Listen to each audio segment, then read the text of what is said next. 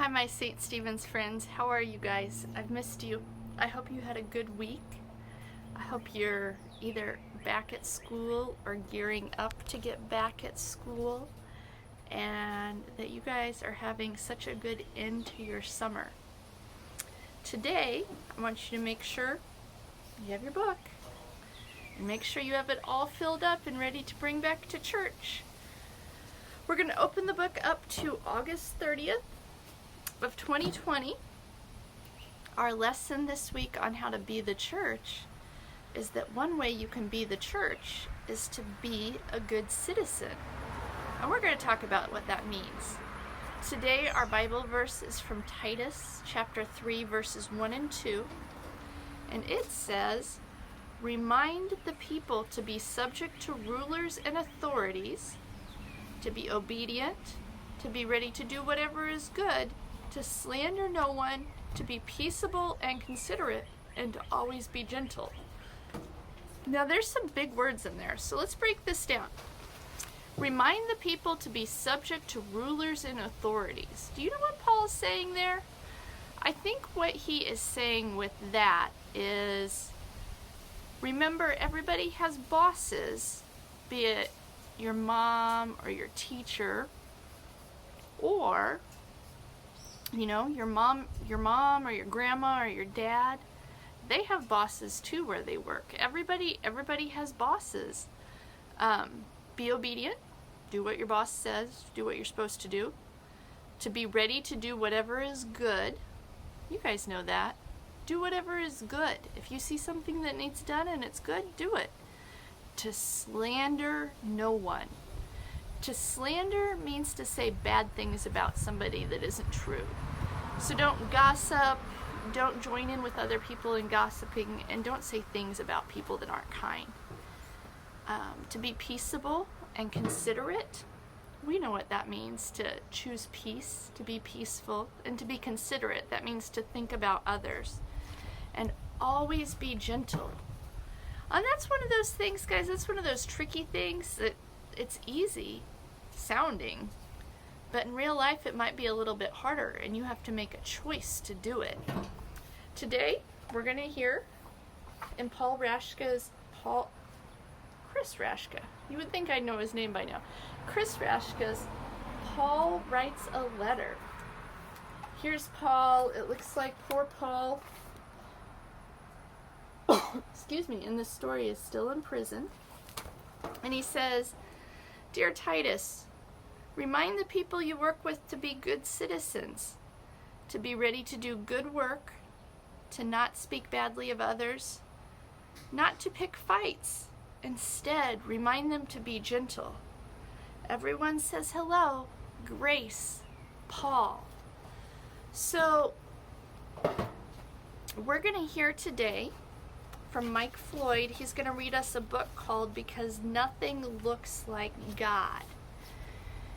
And it's true. Nobody knows what God looks like, but how do we know God is around?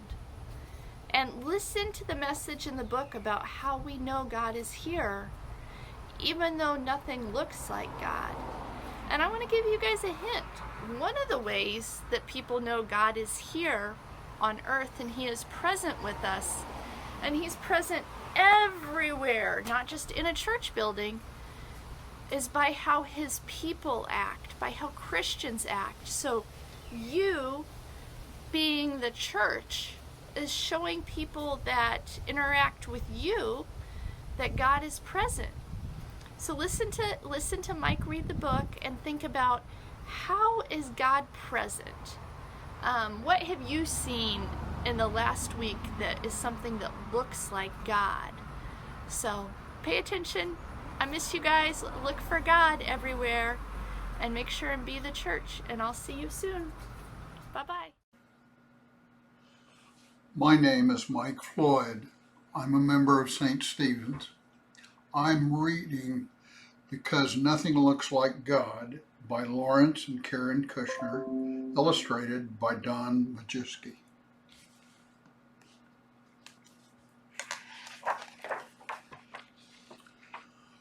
Where is God? God is in the beginning. in the first red ripening tomato, and in the cookies fresh from the oven, in the first fun day of vacation, and in the tiny hands of a baby. Where is God?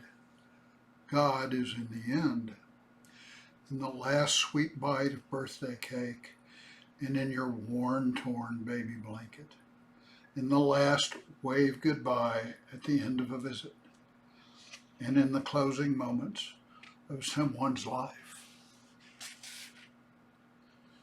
Where is God?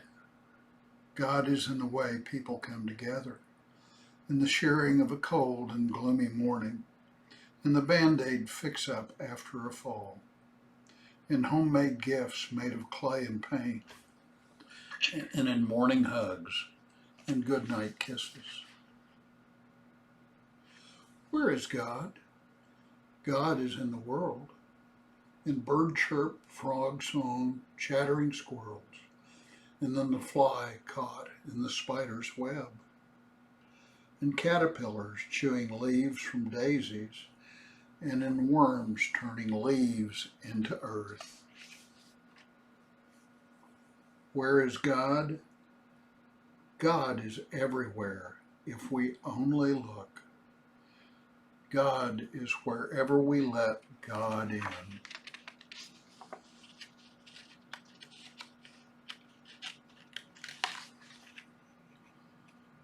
What does God look like?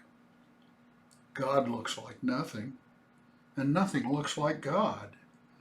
But there are many things you cannot see, and still we are sure they are there. Like cool breezes on hot summer nights, on the rays of the sun drying puddles of rain, like the long hours until supper time, or the short minutes of a day at the beach, you know they are there, but there is nothing to see.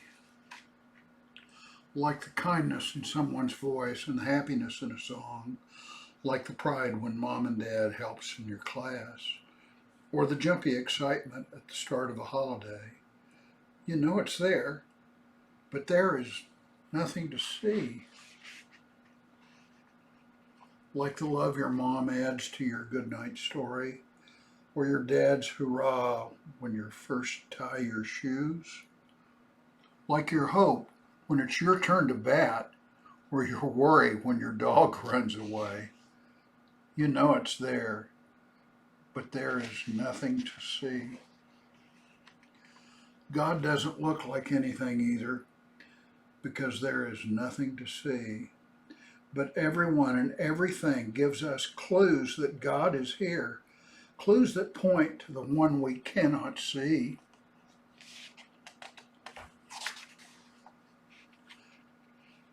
How does God make things happen? Look at your family. See sisters taking turns on the slide and brothers sharing a new game. Watch how everyone comes together to help with dinner.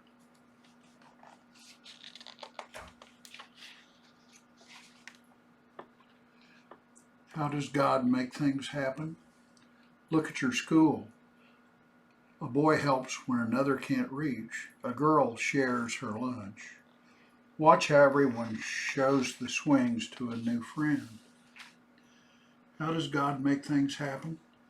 Look at your town. One family gives money for people who lost their home. A neighborhood gathers books for children in the hospital. Watch how everyone helps a family with a new baby. How does God make things happen? Look in the mirror.